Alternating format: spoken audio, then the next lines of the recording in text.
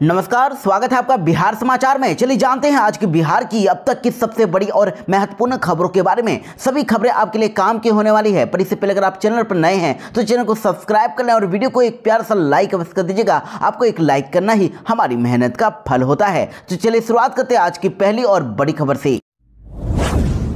बिहार में शराबबंदी को लेकर हाईकोर्ट ने की तीखी आलोचना। कहा कि बिहार में गरीबों के लिए मुसीबत बन चुकी है ये शराबबंदी। जी हां दोस्तों, बड़ी खबर है। बिहार में जहरीली शराब कांड से एक बार फिर से कई लोगों की मौत की खबर आ रही है। सिवान में 50 रुपए की शराब पीने से 3 लोगों की मौत हो गई है। एक की तो आंख से दिखना भी बंद हो गया है। कहा जा रहा है कि ये जहरीली शराब पीने से ही हुआ है। घटना लकड़ी नबीगंज का बताया जा रहा है और घटना को लेकर थाना प्रभारी अजित कुमार सिंह ने बताया कि 3 लोगों की मौत की सूचना मिली है। यानी कि बिहार में शराबबंदी कानून लागू होने का कोई फायदा नजर नहीं आ रहा है। राज्य के अंदर शराब से जुड़ा कोई भी काम तो करना गैर कानूनी माना जाता है, लेकिन लगातार बिहार में इधर शराबबंदी लागू होने के बावजूद भी शराब कांड से लोगों की मौत होती जा रही है। और अदालत से जुड़ी एक बड़ी खबर अब निकल के सामने आ रही है। हाईकोर्ट ने भी अब शराबबंदी की आलोचना कर दी है। पटना हाईकोर्ट ने एक पुलिस इंस्पेक्टर के खिलाफ जारी किए गए डिमोशन के आदेश को रद्द करते हुए बिहार के शराबबंदी कानून पर गंभीर टिप्पणी की।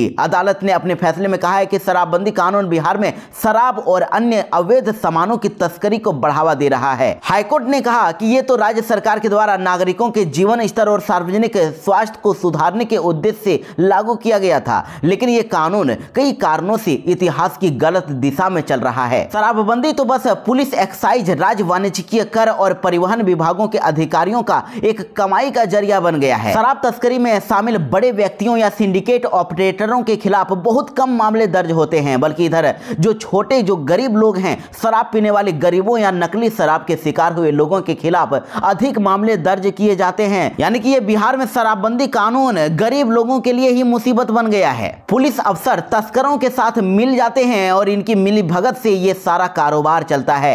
इसलिए बिहार में शराबबंदी कानून गलत दिशा में चल गया है। यानी दोस्तों आप देख सकते हैं कि अब हाईकोर्ट भी अब शराबबंदी के खिलाफ हो गया है। तो अब बिहार में शराबबंदी कानून में जरूर ही संशोधन किया जा सकता है। मुख्यमंत्री नीतीश कुमार को शराबबंदी को लेकर जरूर कुछ कदम उठाने चाहिए। बिहार में 20,000 करोड़ रुपए से चकाचक होगी अब गांव की सड़कें। नीतीश सरकार ने लिया बड़ा फैसला। जी हां, बड़ी खबर है। मुख्यमंत्री नीतीश कुमार ने बिहार को बड़ी सौगात दे दी है। अब 20,000 करोड़ रुपए से बिहार के ग्रामीण सड़कों का विस्तार होगा। ग्रामीण कार्य विभाग के मंत्री अशोक चौधरी ने बताया है कि वित्त वर्ष में ही 20,000 करोड़ रुपए की लागत से 25,000 किलोमीटर ग्रामीण सड़कों को चकाचक किया जाएगा। और गाँव की सड़कें बन जाने के बाद, सड़कें निर्माण होने के बाद बिहार का विकास तेजी से होगा और यातायात भी सुगम होगा। देखिए, मंत्री अशोक चौधरी ने यह भी जानकारी दी है कि 9 साल से बंद पड़े मुख्यमंत्री ग्रामीण सेतु योजना को भी शुरू करने का फैसला लिया गया है और वित्त वर्ष में 600 पुलों के निर्माण का लक्ष्य रखा गया है, जिस पर 3,000 करोड़ की राशि खर्च होगी और 100 मीटर तक लंबाई वाले पुल का भी निर्माण किया जाएगा। प्रधानमंत्री नरेंद्र मोदी ने बिहार में दी करोड़ों की सौगात, कांग्रेस पर साधा निशाना। जी हां, प्रधानमंत्री नरेंद्र मोदी 3 दिनों के अंदर बिहार में दूसरी बार आए और इस बार उन्होंने जमुई के खेरा प्रखंड के बल्लोपुर गांव से देश भर के आदिवासी भाई बहनों को 6,640 करोड़ के परियोजनाओं की सौगात दी। उन्होंने आदिवासी समाज के कल्याण और उत्थान की हजारों योजनाओं का शिलान्यास और उद्घाटन किया। और साथ ही इधर प्रधानमंत्री नरेंद्र मोदी ने जमुई में बिरसा भगवान की 150वीं जयंती के अवसर पर आयोजित जनजातीय गौरव दिवस के अवसर पर आयोजित समारोह में शामिल हुए। और पीएम मोदी ने यहां बिरसा मुंडा के नाम पर 150 रुपए का सिक्का और 5 रुपए स्मारक डाक टिकट जारी किया।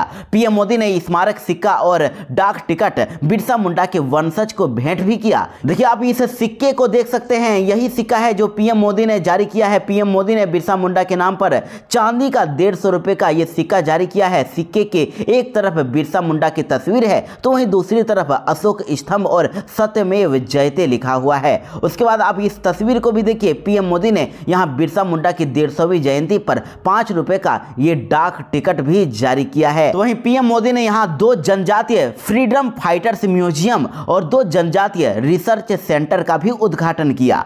और इसे जनजातीय गौरव दिवस समारोह के मौके पर इधर पीएम मोदी ने धरती आबा जनजातीय ग्राम उत्कर्ष अभियान की लॉन्चिंग की। इसके तहत 80,000 करोड़ रुपए की आदिवासी बाहुल्य गांवों में सरकार खर्च करेगी। इस राशि को आदिवासी समाज के युवाओं के लिए ट्रेनिंग और रोजगार के अवसर पैदा किए जाएंगे और आदिवासी की जनसंख्या वाले इलाकों में जगह जगह पर ट्राइबल मार्केटिंग सेंटर बनेंगे। देखिए, इस दौरान पीएम मोदी ने 11,000 जनजातीय परिवारों को पीएम जनमन योजना के तहत बनाए गए आवासों की सौगात दी।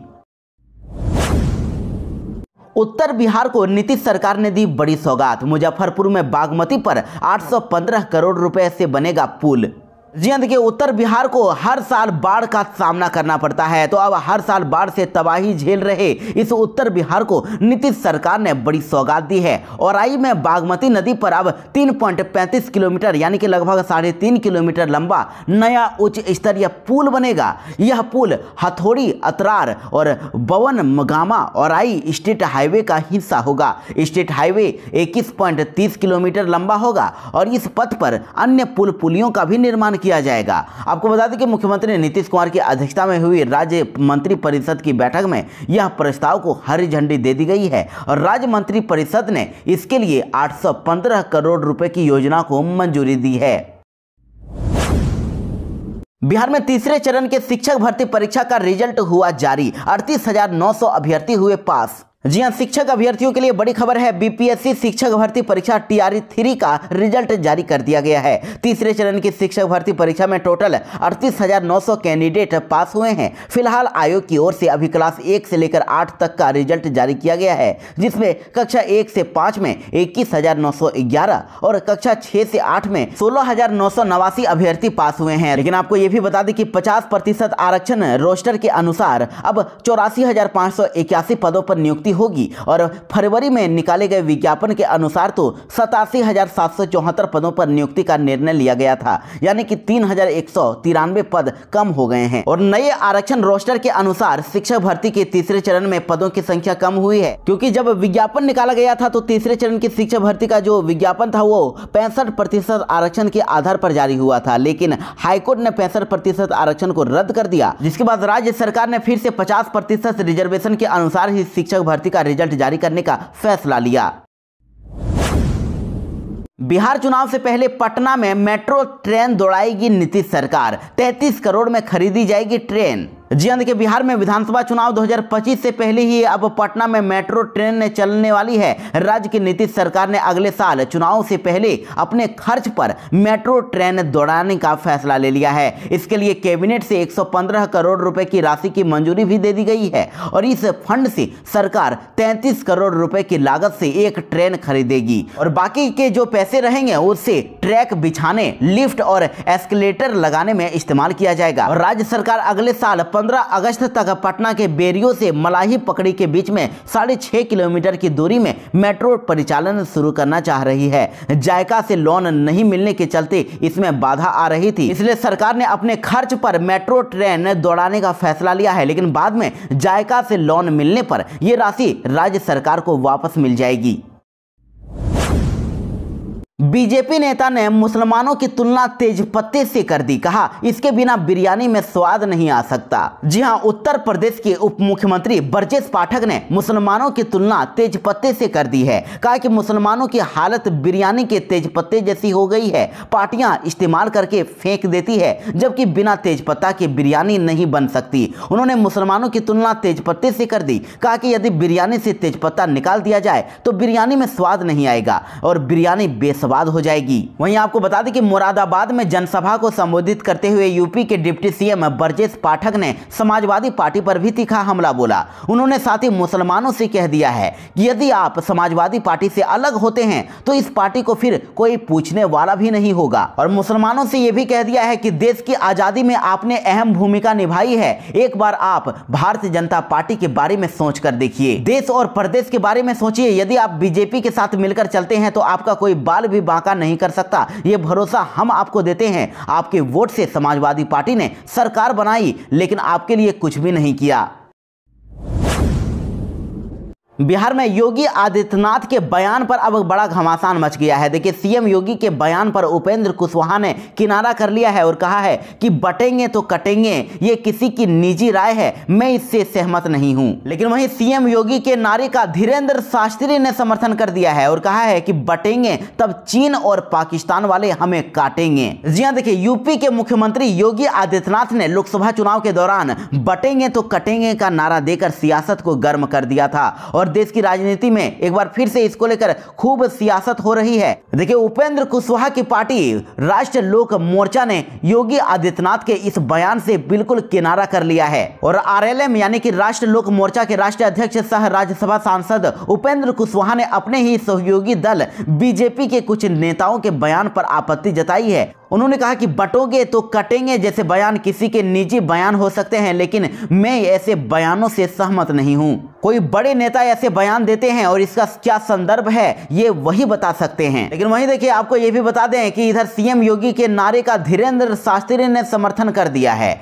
यूपी के सीएम के इस नारे का बटेंगे तो कटेंगे नारे का बागेश्वर धाम के पीठाधीश्वर पंडित धीरेन्द्र कृष्ण शास्त्री ने समर्थन कर दिया है। उन्होंने कहा है कि बटेंगे तो चीन और पाकिस्तान वाले हमें काटेंगे। धीरेन्द्र शास्त्री ने आगे कहा कि आज तक हमने किसी राजनेता के बयान पर कोई प्रतिक्रिया नहीं दिया क्योंकि ये हमारा रास्ता नहीं है, लेकिन सीएम योगी ने जो नारा दिया है बहुत ही अच्छा है। इसके साथ ही धीरेन्द्र शास्त्री ने कहा कि विदेशी ताकतें भी हमें नहीं छोड़ेगी, इसलिए पीएम मोदी ने भी ये नारा दिया है कि एक रहेंगे तभी सेफ रहेंगे। सीएम योगी आदित्यनाथ के बटोंगे तो कटोंगे के नारे पर अब आरजेडी ने किया पोस्टर से पलटवार, कहा कि भाजपा से सटोगे तो कटोगे। जी हां, देखिए, बिहार में विपक्षी राष्ट्रीय जनता दल यानी कि आरजेडी पार्टी का एक होर्डिंग वायरल हो रही है जिसमें यूपी के सीएम योगी आदित्यनाथ के बटोंगे तो कटोंगे नारे के जवाब के तौर पर इसे देखा जा रहा है। पोस्टर में भाजपा से सटोगे तो कटोगे लिखा हुआ है और यह होर्डिंग पटना में आरजेडी कार्यालय के बाहर पूर्व विधायक ने लगाया है। आरजेडी के पूर्व विधायक ऋषि मिश्रा की ओर से यह होर्डिंग लगाया गया है और आप इस होर्डिंग को इस फोटो में देख सकते हैं। अपने होर्डिंग में इन्होंने बीजेपी को विभिन्न मुद्दों पर घेरा भी है। होर्डिंग में लिखा गया है कि बीजेपी ने अपने युवाओं का भविष्य काटा, देश का अमन चैन काटा, जनता के पैसों की तिजोरी काटा और जनता को काटा, भ्रष्टाचारियों को सटाया और सच को काटा, झूठ को गले लगाया, अपने सहयोगी दलों को काटा, 2014 से जनता का जेब काटा और देश के संसाधनों की तिजोरी भी काटी। यानी होर्डिंग के जरिए आरजेडी ने यह आरोप लगाया है कि बीजेपी ने देश के युवाओं को बेरोजगार कर दिया है, इसने सांप्रदायिक जहर पाला है और लोग डर के साए में रहने को मजबूर हैं। भ्रष्ट नेताओं के साथ आत्मीयता और सैकड़ों करोड़ लूटने वालों के साथ हमदर्दी दिखाई जा रही है। और ऋषि मिश्रा ने अपने होर्डिंग में पीएम मोदी पर भी हमला बोला है और इसमें लिखा गया है, प्रधानमंत्री ने जनता से सरेआम झूठ बोला और अपने सभी नेताओं को झूठ की पाठशाला में बिठाया है।